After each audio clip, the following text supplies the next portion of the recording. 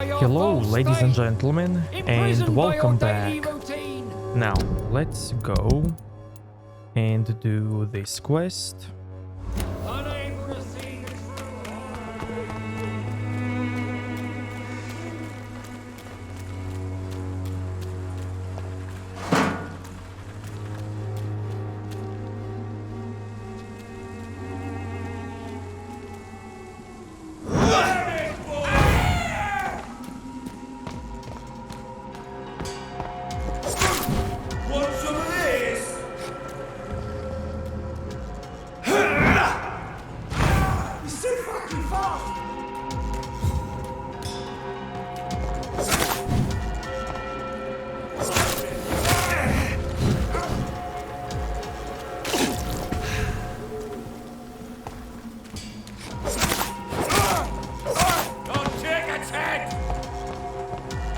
All of you bloody leeches need killing!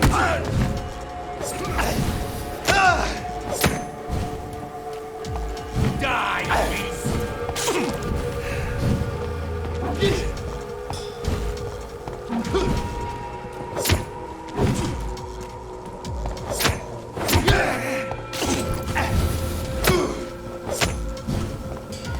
You're mine, Vampyr!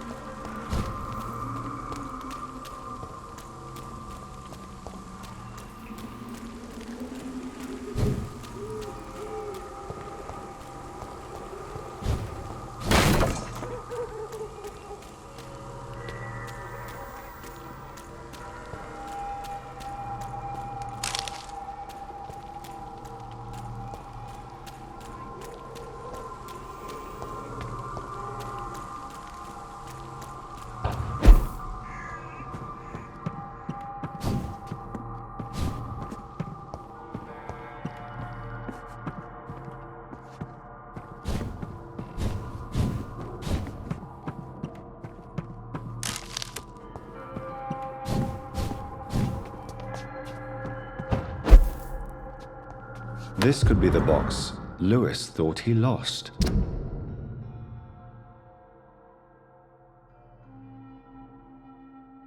A love letter from Joe Peterson's wife, addressed to Barrett Lewis. Who should I give it to, I wonder?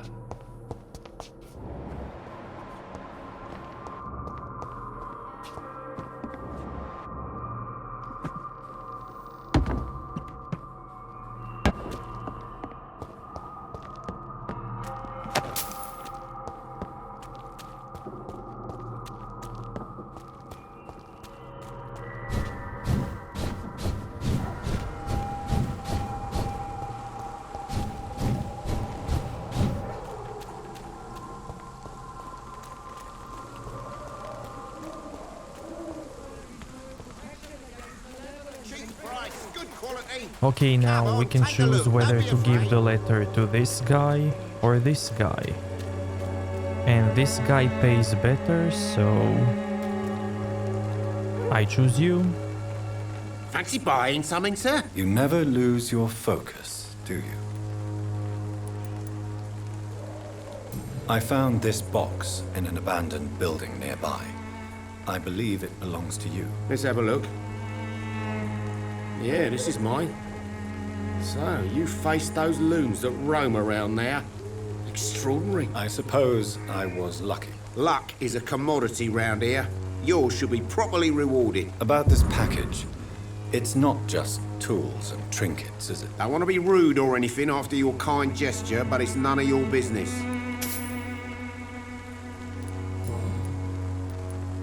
Barrett, you had an affair with Joe's wife, didn't you? Yeah, I did. She's the only woman I loved. My first regret is that she stayed with Joe after Harry was born. The second is I never shed a tear when she died. Do you mean you're Harry's father? No one will ever know for sure. And it's better that way. And I don't believe I'd have been all that bad as a dad. Did you ever try talking to Joe? Never. But I suspected he knew everything, even without knowing it. And he decided to make me pay in his own way.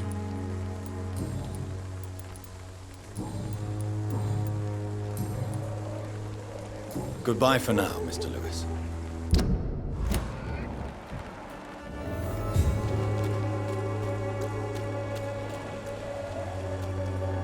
You again? What do you want this time?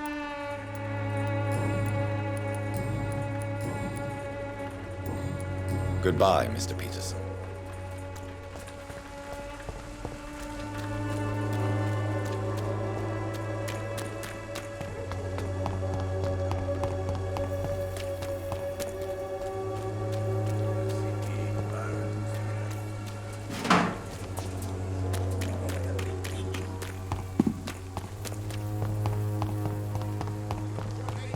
Come on, take a look. Don't be afraid.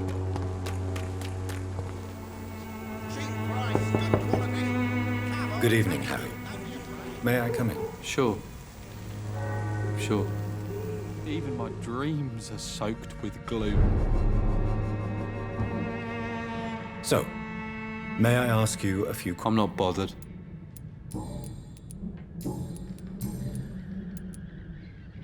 Do you remember when Barrett Lewis was close to your family?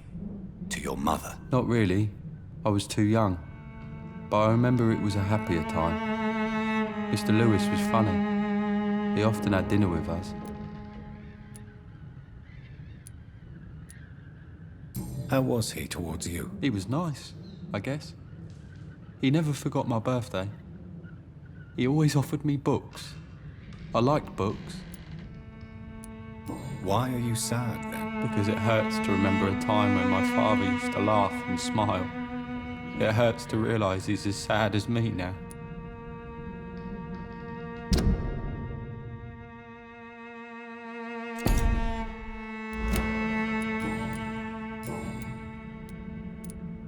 Goodbye, young man. Take care of yourself. Even my dreams are soaked with gloom. I'm cheap and I'm clean, I promise. Good evening, Christina. Change your mind, Mr. Reed?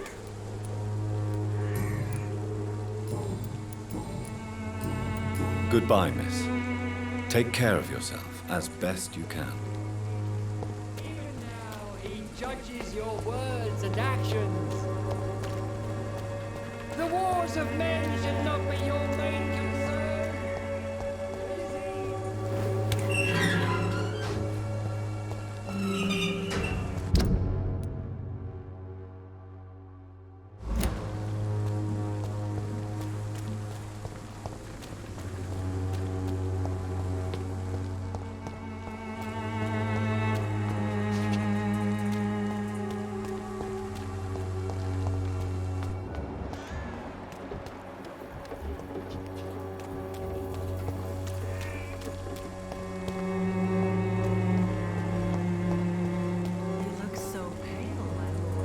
Forgive my interruption. Do not apologize, my son.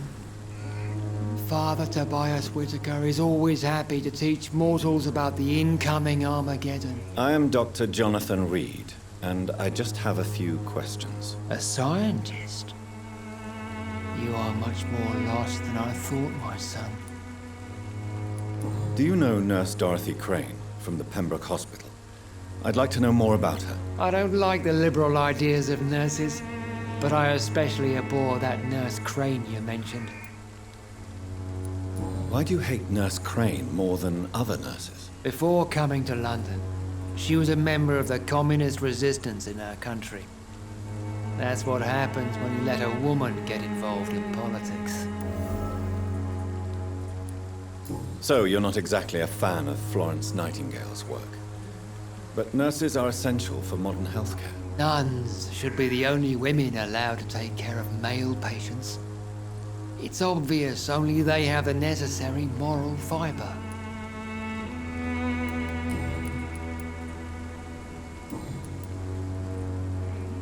What do you mean when you say that I am more lost than you thought? All scientists are entangled in a world of causes and consequences, and most of them can't see the plain truth. Quite a judgmental opinion, if you ask me. But what do I know? Blinded by science as I am. But you are seeking answers, aren't you? Answers about the Armageddon about to strike the city. Answers about the hidden truth. Well, I suppose I can spare a few minutes listening to your so-called truth. As a doctor, you must be aware of the decimating epidemic. But let me tell you that this so-called Spanish flu is just the beginning of the end. What do you mean? The beast is finally revealing itself, corrupting the flesh and the heart of men. With my own eyes I have seen them, those minions from the abyss. Really? And what would be your answer to this biblical threat? We must fight the disease before this legion outnumbers us. But not with scalpels and microscopes. No. What is left then? Cleansing fire. Tell me, Tobias, what exactly is your plan concerning the cleansing of this city? God will recognize his own. More than once this city has risen from the ashes, hardened and purified by the flames. Okay, so he obviously hates science, and with that we can choose one of these two dialogues. Purification by fire has proved useful, but where do you stop? Burn the clothes? The buildings? The corpses? Worse? Your lack of faith is predictable. But my task is to convince rational minds like yours to see the light. This is God's will. You're mad and dangerous. You're nothing but a soulless butcher. A small-time Torquemada. The Savonarola of Whitechapel. My son, if you think salvation is a free gift, go listen to the lies of that pompous fool, Joseph. Joseph, a fool? Vicar Larrabee of St. Mary's Church. While he continues preaching his fraudulent redemption, more and more people die in the streets.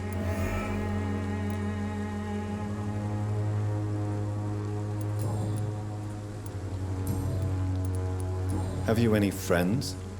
Any family left in these terrible times? No. But I have a disciple I see as my son. He is so devoted.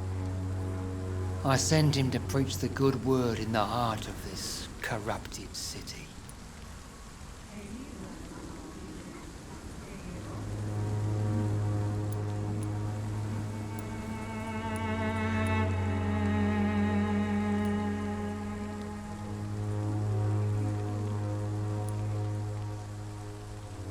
You sent him on some preaching crusade during the epidemic. As a true believer, Samuel will fear no evil while he walks through the valley of the shadow of death. Where did you send him? I sent Samuel to the Stonebridge Cemetery, where the pestilence and evil grows night after night.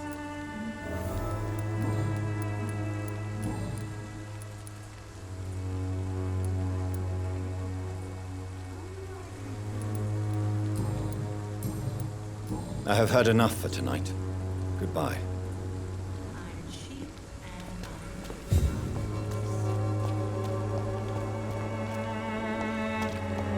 Most of them don't speak English. How am I supposed to interview?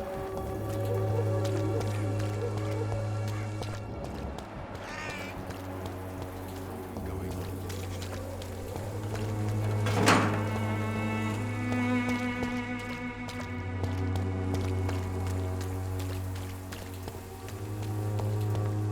Most of them don't speak English. How am I supposed to interview them?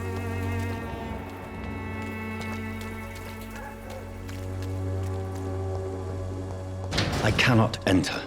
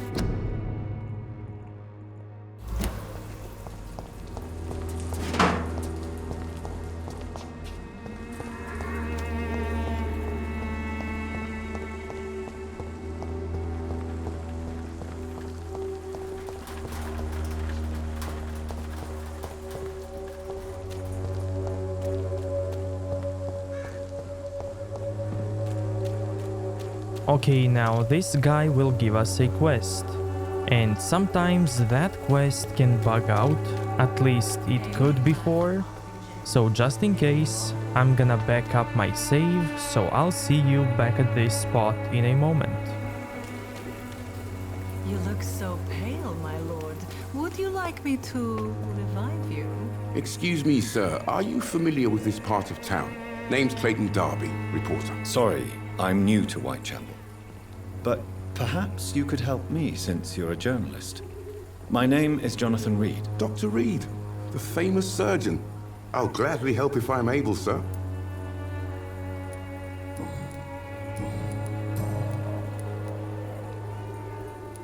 Why are the newspapers keeping silent about the Spanish influenza? It's as though none of you care. There's a war going on. People shouldn't be demoralized by news of deadly diseases. I served in France. Our top priority must be to put an end to this butchery. This war must stop now. Sir, streets are a battlefield too. An invisible and untold war is going on, and it must be stopped. Have you any idea of the danger you face in these streets at night? I've had to run and hide more than once from frenzied mobs incensed by the fever. Do you think the flu is really responsible for this, Doctor? That science is unable to explain the facts doesn't mean there is no rational explanation. I confess, I share your point of view, Doctor. What is a journalist doing in this borough after sunset? He goes where none of his colleagues would dare to go, to inform the country. So you risk your life to reveal the truth. I saw many reporters do the same during the war. Whitechapel is the crucible of so many untold stories and tragedies. I want people to know them. That's quite honorable of you. But is the public interested? Not at all, sir. And that's why I'm an independent journalist, hoping to sell some stories. Christina Popper claims she sells her body because she can't find any other work. Do you believe her? Of course I do. Her story is exactly what I want my readers to understand. We live in an intolerant and divided nation. Do you think things will ever change, Mr. Darby? I believe the situation can only improve. And now that women can vote, I'm convinced things will change. Goodbye, Mr. Darby. Farewell.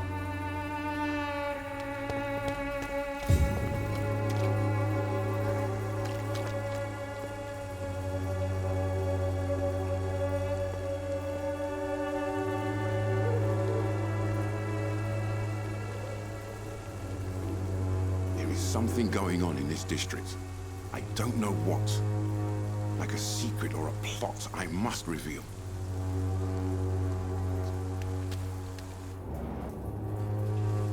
Now we can also spy on this guy. He only needs to go here, through this door. Good evening, Doctor. Goodbye, Mr.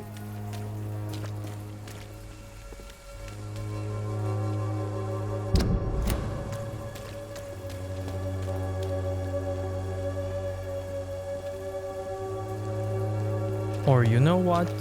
Let's go right away and get the quest item for him.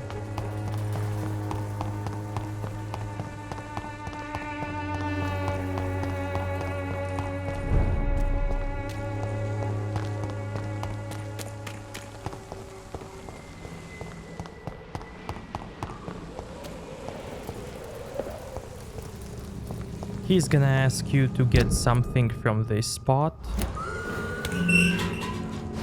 which is guarded by some enemies.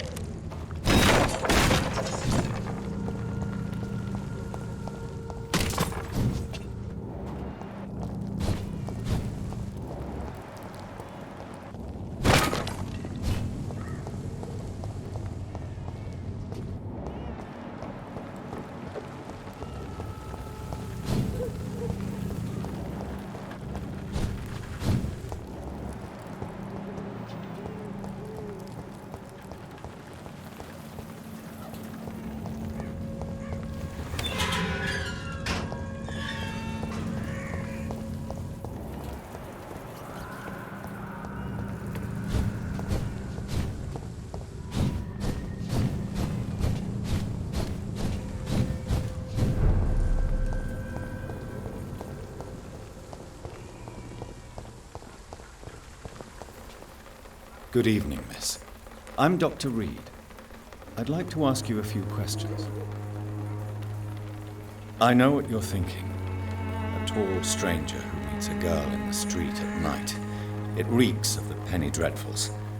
But I mean you no harm, truly.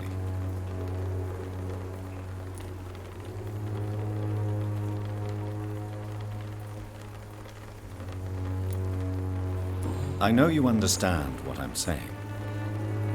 Your silence has nothing to do with you being mute, does it? That reflection. Melia, I know you work for Dorothy Crane. Please tell me about her secret dispensary. A stubborn and mute comrade. Nurse Crane and Darius Petrescu have been clever. Very well. Goodbye then.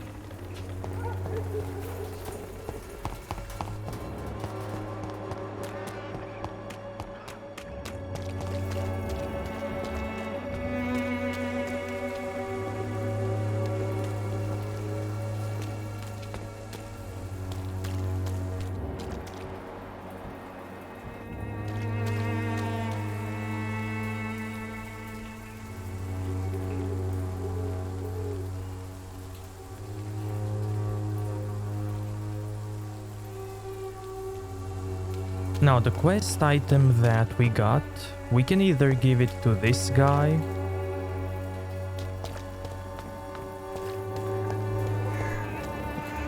or to this lady.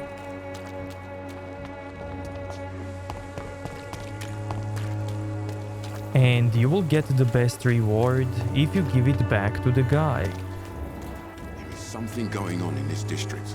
I don't know what. Like a secret or a plot I must reveal.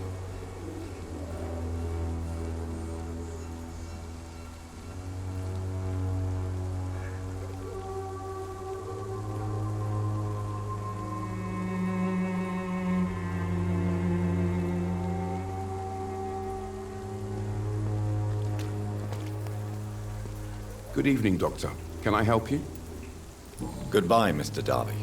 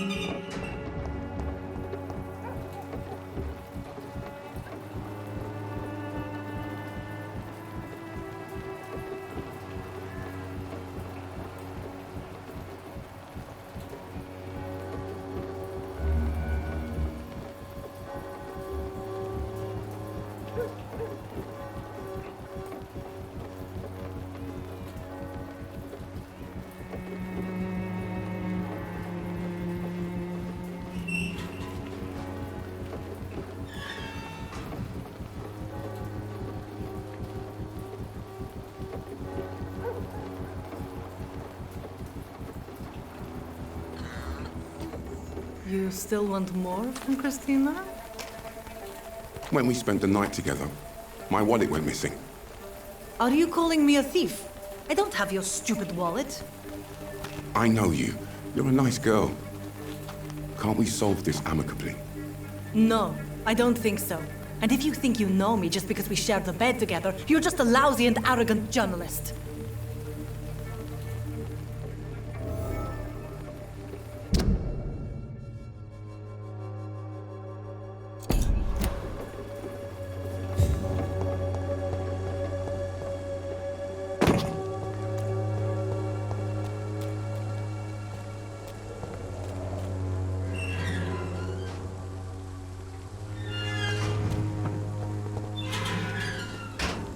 Good evening, Doctor. Can I help you?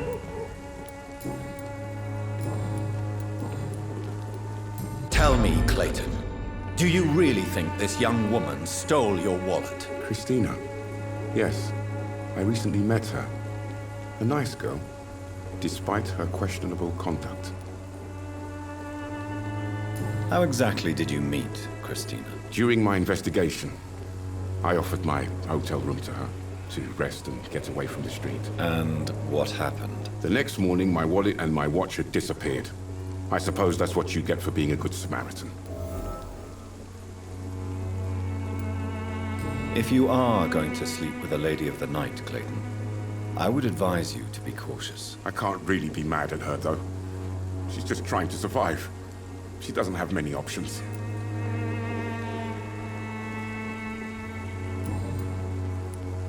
Was it wise to become so intimate with a woman you were supposed to interview, Clayton? Maybe it was.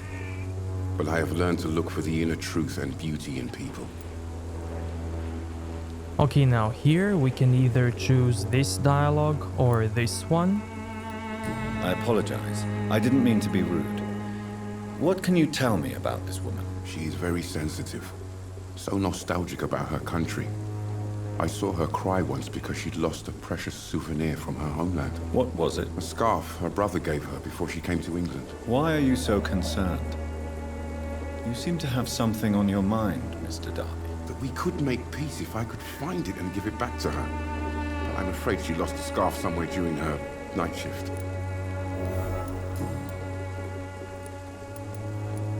Goodbye, Mr. Darby. Farewell.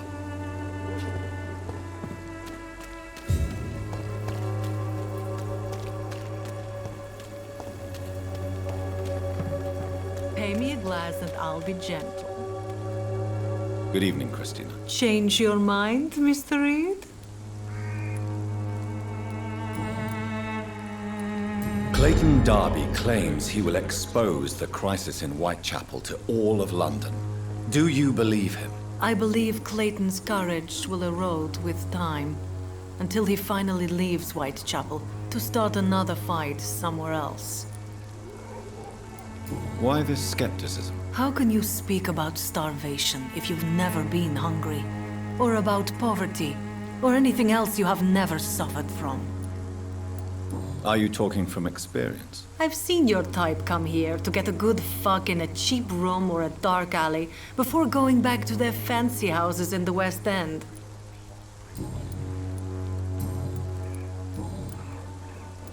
Did you steal Clayton Darby's wallet?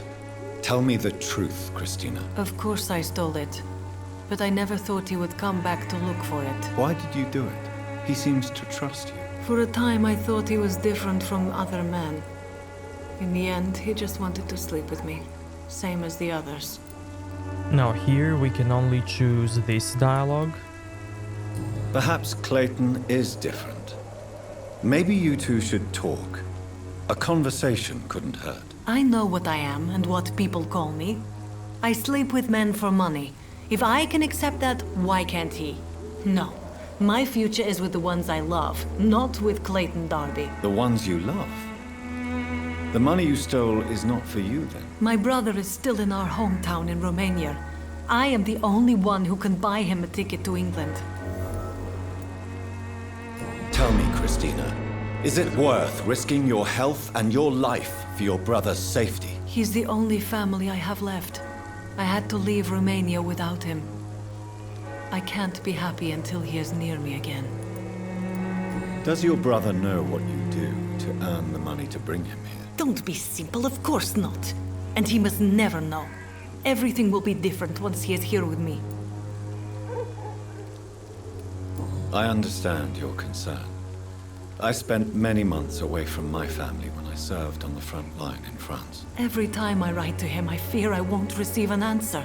It kills me to know he is still there.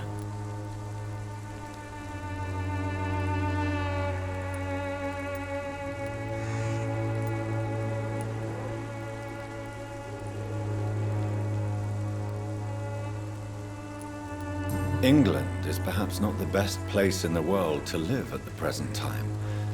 Are you certain it's worth the sacrifice? You think you know it all because you fought in the war. But my brother is no soldier. I know.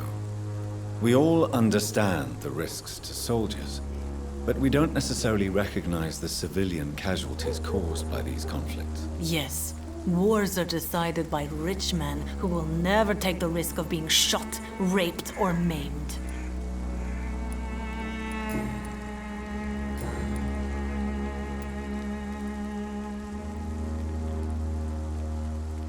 Goodbye, miss.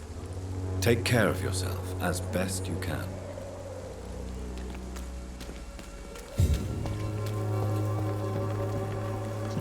There is something going on in this district. I don't know what. Like a secret or a plot I must reveal. Okay, so as I said, now we need to choose whether we want to give the scarf to the lady or to the guy. Most of them don't speak English. And we will get most hints if we give it to the guy. Good evening, Doctor. Can I help you?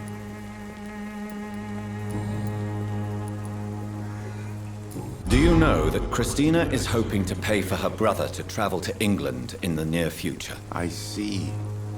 No, she didn't tell me that. But that explains many things. Do you believe she will ever see her brother again? As long as the war rages in Europe, I'm afraid her chances of seeing her brother again are slim to none. I found this scarf. I believe its owner would be happier to receive it from you. Dr. Reed, I may be a humble and dogged reporter, but I recognize a gentleman when I see one. Take this for your trouble. Mr. Darby, I believe your feelings for Christina are deeper than you might admit. I'm the journalist here. I'm the one who makes assertions. But as a journalist, you also have to honor the truth. So, what is the truth about you and Christina? I won't use the word romance, but yes, I do care for her. A lot. I hope the feeling is mutual. Ridiculous, is it not?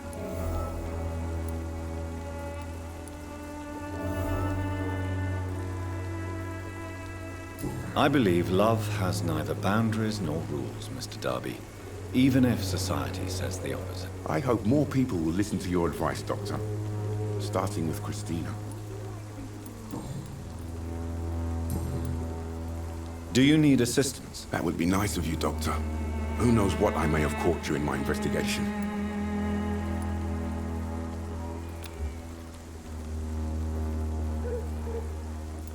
I will see you later. Goodbye, Mr. Darby. Farewell.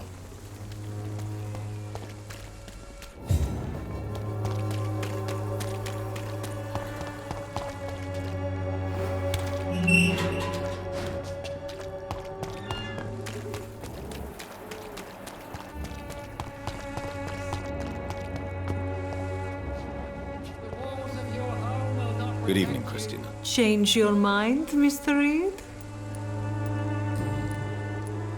Clayton's feelings towards you are romantic and serious. Is this feeling mutual, Christina? That is the least of my concerns, Dr. Reed. Perhaps Clayton has time to think about these things, but I don't. If you had time to question your heart, what would it say? That men are pigs. But it doesn't bother me as long as they pay. Goodbye, miss. Take care of yourself as best you can.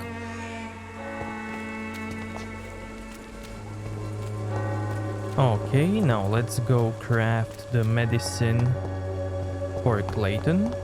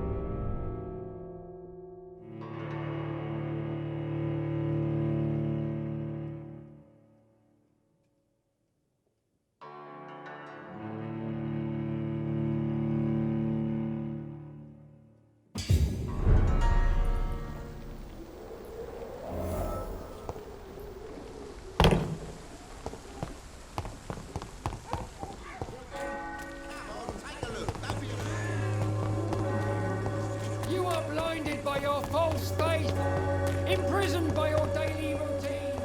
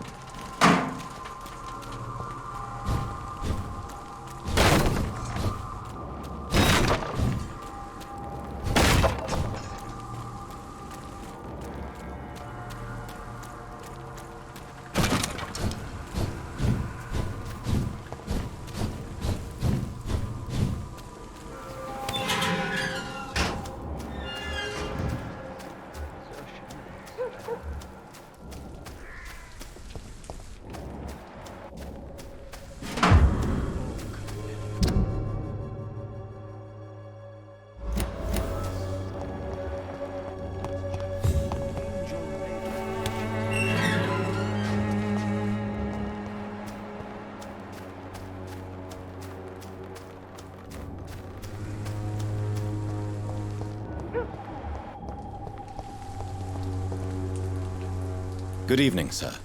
I'm Dr. Reed. I would like to ask you a few questions. Please be my guest. Although I may not be the best informant regarding this part of town, my words speak about that which the eyes cannot see. Really? Are you an artist of some kind? I'm a poet, sir. Richard Nethercott, at your service. May I ask what you're doing at this hour of night, sir? Do you live here? Not at all. I'm just enjoying the pleasure of a quiet walk. Though night talks are always preferable, if you ask me. Especially with strangers. But are you not afraid of the epidemic? Oh, why should I? I see some equity in the Spanish flu. No flesh should be saved, say the scriptures. Good or evil, rich or poor, all are equal in the eyes of the flu. If you say so. But as a physician in a time of epidemic, I must caution you to avoid unnecessary exposure, sir. Thank you, Doctor. But we both know the seeker of truth has to go boldly where the weak dare not. Are you aware that your life could be in danger in this part of town? But this is where I must be to feel the real beat of the city. I had to come, see it for myself, alone. I understand your need for solitude, but it's not safe around here. I don't care. I don't have many friends, Doctor, and my family despises me. If some misfortune came upon you, who would be here to help you? Well, you for a start, my dear Doctor. What are your thoughts on the terrible situation in this city? Terrible, you say? No.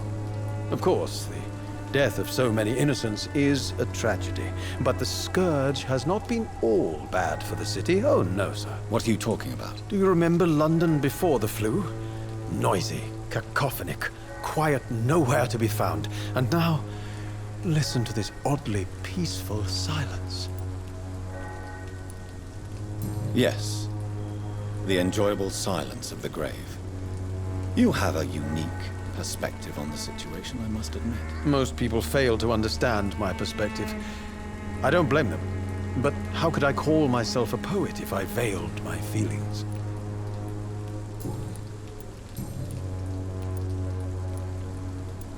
Tell me, Mr. Nethercott, why seek inspiration in Whitechapel?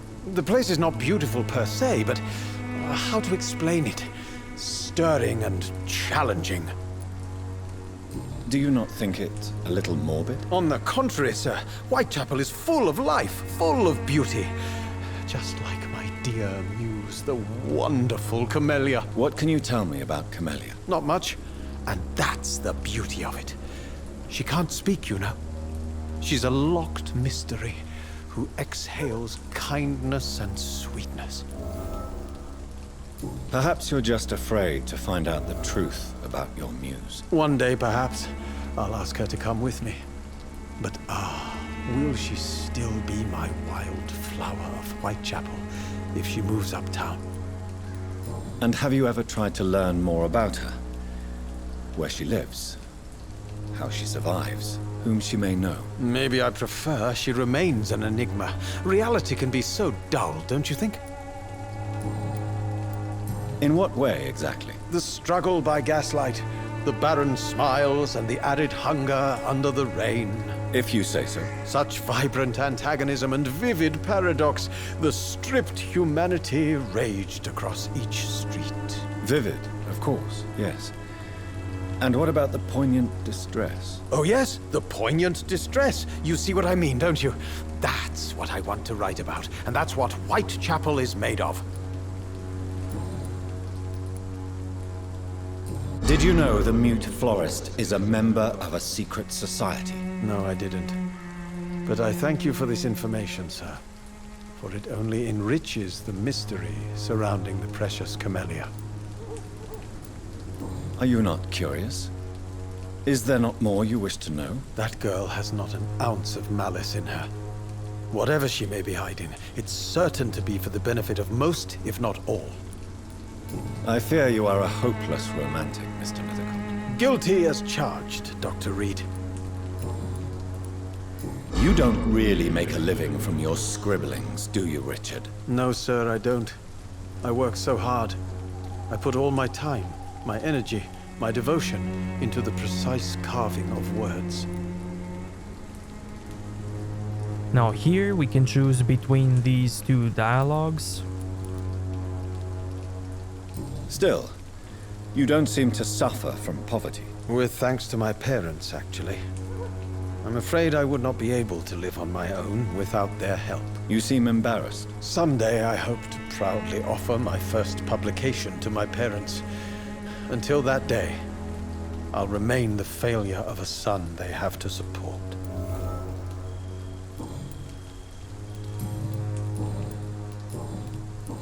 Do you need medical attention, sir? It may be wise to let you prescribe me something. I don't feel like I should. I understand your appetite for words and macabre beauty, sir. But you should be more careful. The nutrition of my mind is more important than my physical health. But I appreciate your concern, sir. I'll leave you alone, sir.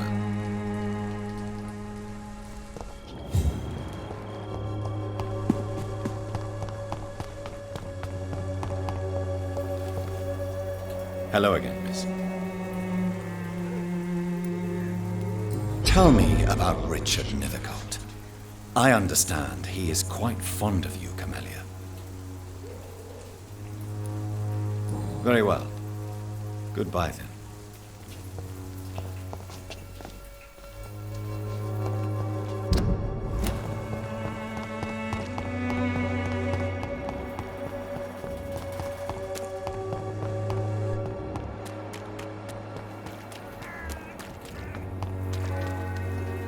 Good evening, Doctor. Can I help you? Do you need assistance? That would be nice of you, Doctor. Who knows what I may have caught during my investigation. If you persist in investigating the most pox-ridden boroughs of London, you must accept the risks. Thank you, sir. Goodbye, Mr. Darby. Farewell. Would you like me to remind you?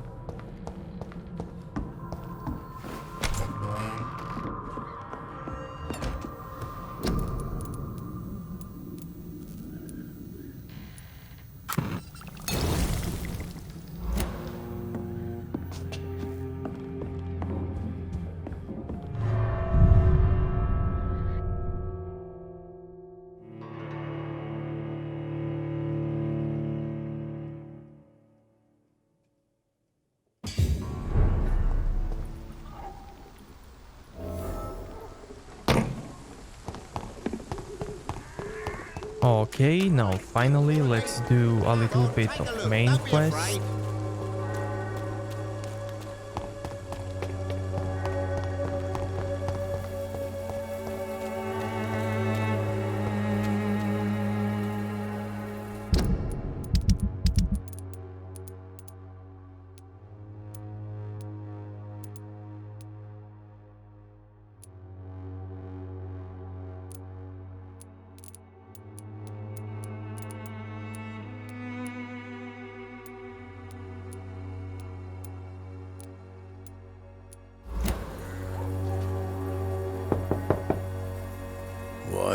What do you want? Leave me alone. Good evening, sir. I'm Dr. Reed. I'm looking for Nurse Dorothy Crane. There is no Dorothy Crane here. Now goodbye. I'm afraid this medical leaflet says the opposite, sir. Really? Well, I'm afraid I'm going to close this door right now. Go bother someone else, Mr. Doctor. To enter that house, I must discover who this man really is. Maybe I could start by observing what he's up to.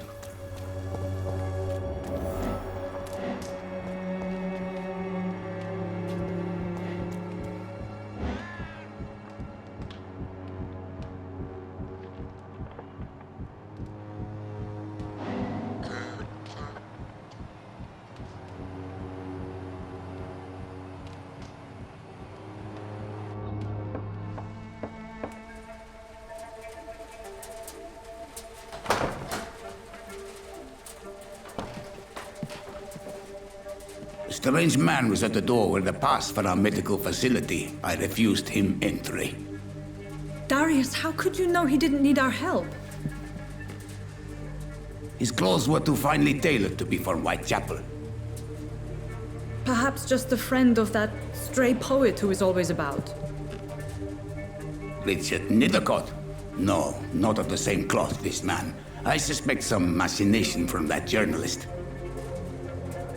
Clayton Darby. Is he still asking questions? Yes. I saw him drifting around St. Mary's Church. I swear he is tracking me just downwind.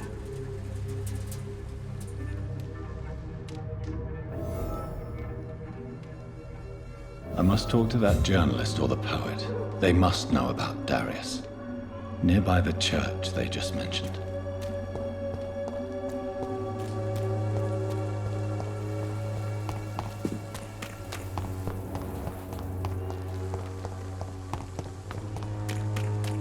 Joe, please, I don't have your money. Come on, Barrett.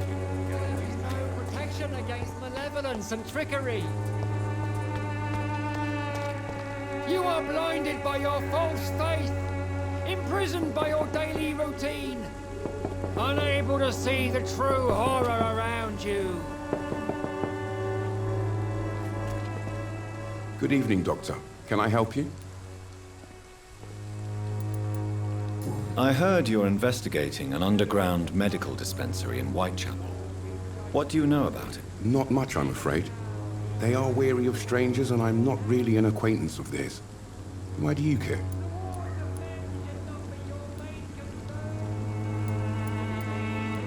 I'm afraid one of the nurses from the Pembroke Hospital may be involved with unsavory activities. Ah, could it be Dorothy Crane? Without a doubt, you are a damn fine journalist, Mr. Darby. What do you know of her accomplice, a man named Darius? I don't know much about the man. He's very cautious, never goes out, doesn't seem to have any friends or family. He has no relatives at all? No, except for that strange man, a poet named Richard Nethercott, who sometimes comes by. Darius would never let him in. Where can I find this Mr. Nethercott? He spends most of his time lurking around Whitechapel, talking to himself or declaring verses. These days, you can usually find him behind the church. He never goes out? No. A few days ago, he unexpectedly did.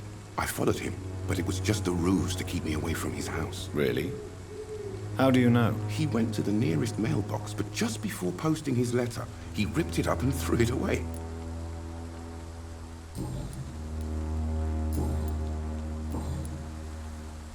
Goodbye, Mr. Darby. Farewell.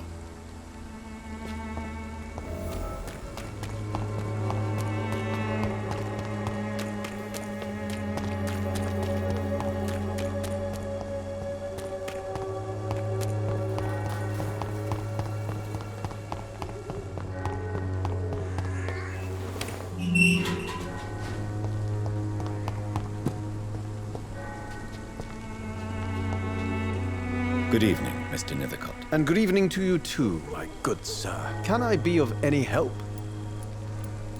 May I ask you a few questions about the district? Extraordinary part of town, is it not? I'll be glad to help you, if I can. I'm looking for Dorothy Crane, a nurse who lives in this vicinity. Dorothy Crane. Oh, I love the name.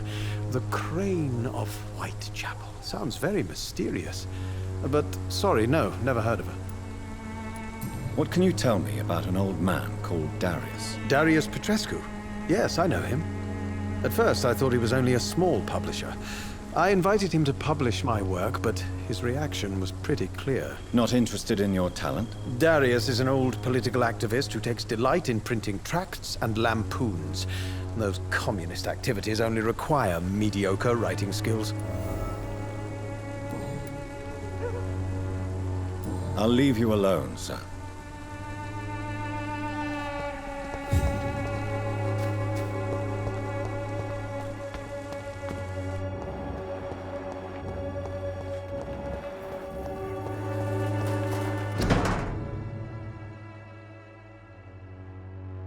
The content of Darius' letter to his children could give me more leverage to enter. Darius is a bit less of a mystery now. It should not be that difficult to incite him to let me in.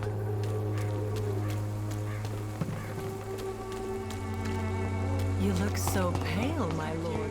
Would you like these protection against the evidence of trickery? Cheap price, good quality. Come on, take a look. Don't be afraid.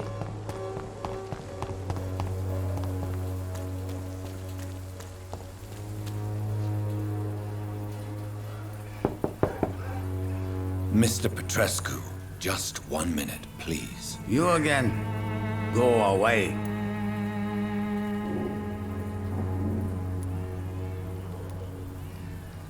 Sir, wait. Stop this nonsense. I know Nurse Crane is here. Shall we speak man to man, you and I? All right. Speak up. Don't you see we're on the same side? We fight to help the poor, sick, and abandoned. I'm nothing like you, Mr. Doctor. Yes, you are. You too believe in providing medical care without charge. You know what we have to sacrifice to make the world a better place. I have to admit your words have conviction. All right, I'll let you see Dorothea. Don't make me regret this, though.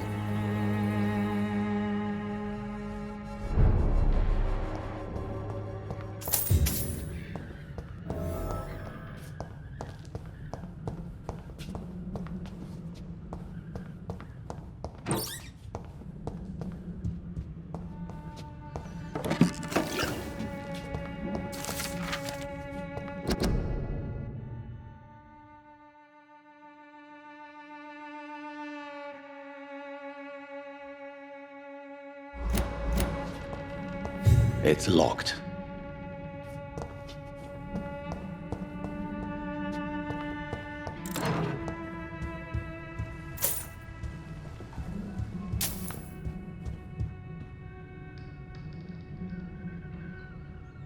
If you want to talk to Dorothea, you must go across the courtyard and take the stairs. We've not been formally introduced. May I ask your name and occupation, sir? I am Darius Petrescu.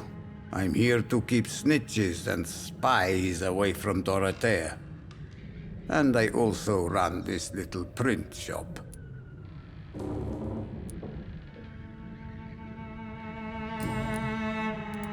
So Dorothy's real name is not Crane? Like myself and many people in this area. Dorothea is from occupied Romania. That's all you need to know. She seems important to the community. More than you can imagine. The West End does not want to hear of Whitechapel's misery. Dorothea is one of the few doing something about it. Did you refuse to publish Richard Nethercott's previous works, Darius? Yes. His manuscript is as pompous as he is starched. Now there's a man who loves the sound of his own voice. You could have told him so. As a great writer recently said, politeness is the most acceptable hypocrisy. Tell me everything you know about Camellia, the mute florist. I do not believe in the afterlife, Doctor, but I'm almost convinced Camellia is an angel. She volunteered to give out our medical leaflets. Are you not worried for her safety? She is as brave as she is tough, and clever, too. If only I had met her when I was younger. Are you in love with Camellia, Mr. Petrescu? Don't be stupid. If I had met her when I was younger, we could have won our revolution. Who is she, really? Do you know where she's from? She's not from around here, that's all we know. Camellia is not even her name. It's her favorite flower. You say she has no close family? Well, there's that awful poet who constantly follows her around like a lost puppy. A good man for sure, but a very poor writer. Tell me everything you know about Camellia, the mute florist. I do not believe in the afterlife, Doctor, but I'm almost convinced Camellia is an angel. She volunteered to give out our medical leaflets. Tell me everything. I do not believe... Do you have any family left, Mr. Petrescu? Children or grandchildren? Who knows? I have abandoned my people for so long, they might as well be dead. As dead as I am for them, I suppose. Don't be embarrassed, sir. If you must know, my own father disappeared many years ago, and I forgave him. It's quite awkward to talk about our families like this, but... Thank you, Dr. Reed. I appreciate your trust. This war won't last forever. Did you ever think of returning to your country now it's free? No. I have taught strength and determination to my sons and daughters. I'm an old, dying man who only has memories of better times to cherish. I know you fought for your country when it was occupied, Darius. Tell me more about it. I know my days are numbered, and I know I won't see my homeland again.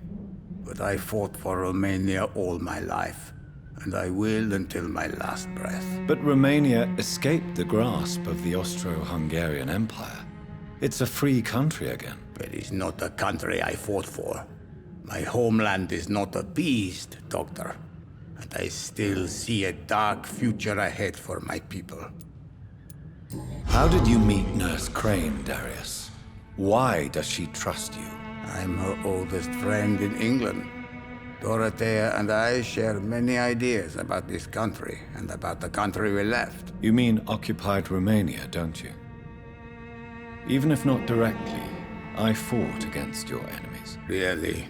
Then perhaps you have more in common with Dorothea than meets the eye, Dr. Reed. Do you need some help, Mr. Petrescu? I am very tired, but that is all. I don't need you, Doctor. Well, I think you do. Take this, and you'll feel better. Free drugs from an English doctor? It must be my lucky day. Goodbye, Mr. Petrescu.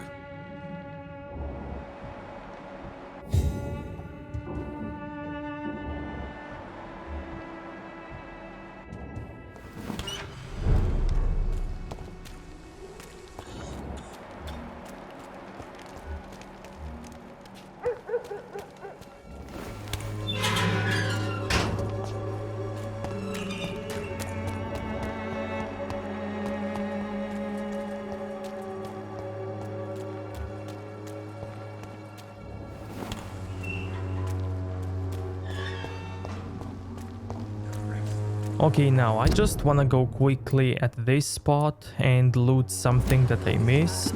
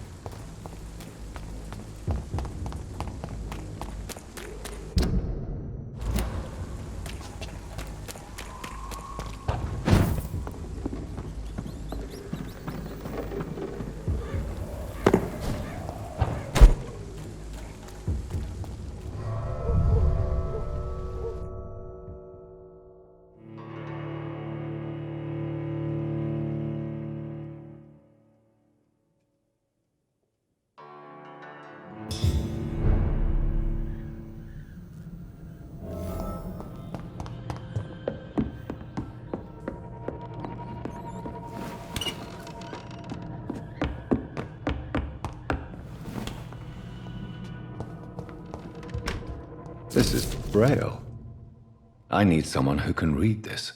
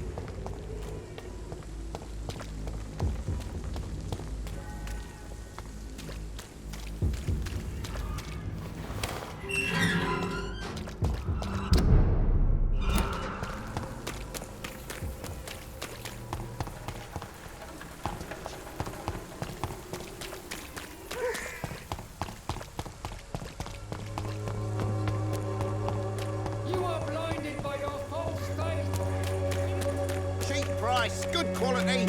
Come on, take a look. Don't be afraid.